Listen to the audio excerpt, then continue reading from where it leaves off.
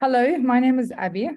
I was born and raised in Lebanon, and I did my bachelor's of biochemistry, not data science, and came to Australia.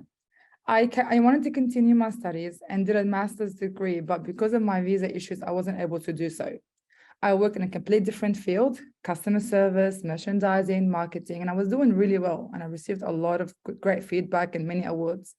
But there was always a voice in the back of my mind saying, Abby, if you're doing well here, you'll do a lot better when you do what you're doing, which is science.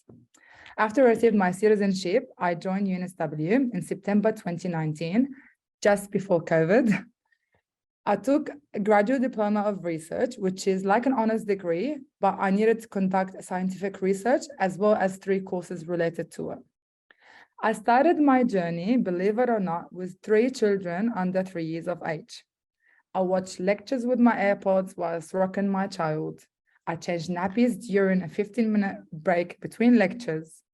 I even used to wake up at 4 a.m. just so I can watch the pre-lecture recordings uploaded on UNSW Moodle. It was very challenging and it was stressful, but overall, I was just happy. I was happy and content that finally, after 10 years, I was able to continue science, which is what I love. For those who don't know, UNSW actually has 3 terms per year. In my graduate diploma, at the end of term 1, my professor left UNSW. And at the time, it was the end of the world for me. I spent all my time in term 1 learning lab skills, how to grow Drosophila, which are fruit flies, their life cycle, how to feed them. And that was a whole term wasted. I was approached by my school, the School of Biotechnology and Biomolecular Sciences, so I could be transferred to another academic, and was asked what other fields I could be interested in. I named bioinformatics, which is a division of data science, purely because it was the field that doesn't require new lab skills, and it seemed the best option at the time. And indeed, I was transferred to work under my supervisor, Associate Professor Fatima Vefai. If I was to ask about my journey, although it hasn't been an ordinary one, it pleases me to say that I survived. Since then, I had such a short time in my project to complete it. I needed help with the fundamentals of this field, basically learning on the fly. I had to gain knowledge in statistical analysis, various principles, and most importantly, and you all know, coding. And yes, it was overwhelmingly stressful, but I was fascinated by bioinformatics and the wider domain of data science that equips you with such a versatile sets and techniques that can be applied across various domains, anywhere and everywhere. I believe wherever there is data, the discipline of data science is applicable. Now I am in my 2nd year PhD student, working under my professor, Fatima Vefai. Whilst I was trying to finalize my project, I proved that I was a quick learner, and data science at the time seemed a really good option for me as a mother, because you're not restricted to a location, you're not restricted to a lab, you can do your work anywhere, anytime. Currently, we are investigating the functional implications of a type of genes called long-occurring RNAs within skeletal muscle by conducting a temporal network analysis. So we are constructing a network of genes, and we are monitoring how this network is changing with time for that particular gene type. In the genetics field, we've already shifted from focusing on the genes that code for proteins, and we started to look into those who may not have this capacity, such as microRNAs, long-occurring RNAs. And this project is of significance to me because I'm not only keen to explore the role of these type of genes within tissue, we are aiming to build a versatile pipeline that can be applied to a range of data types, including both normal and disease data, such as cancer. I have to say though, in coming so far, when I look back the hurdles that I've been through, it hasn't been an easy one. When I applied for PhD, including my scholarship, there was a voice in the back of my mind saying, you're not going to get an offer. You won't get a scholarship. Why would the graduate research school take you, someone who has kids and is busy, when they can take other students who are free and probably can achieve more than you?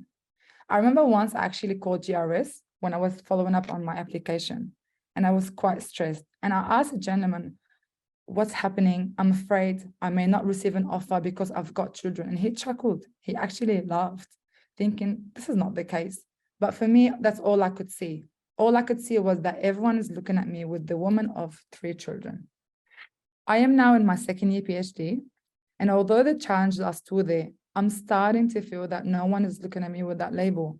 I am a scientist and I'm treated as such. And although it took me a considerable amount of time to come to this realization, I am not alone in holding this belief. I think us as women, especially those with caring duties, we always tend to feel that we are less or not good enough to pursue a career and excel in it.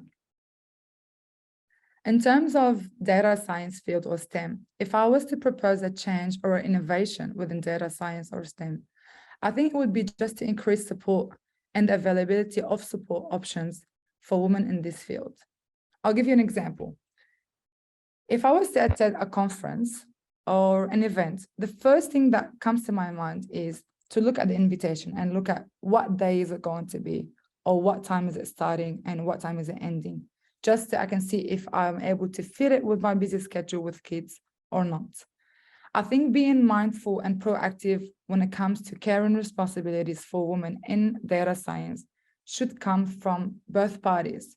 From one end, the organizers and the decision makers should be aware of this, should be aware that this could be an issue, especially with school holidays, for example.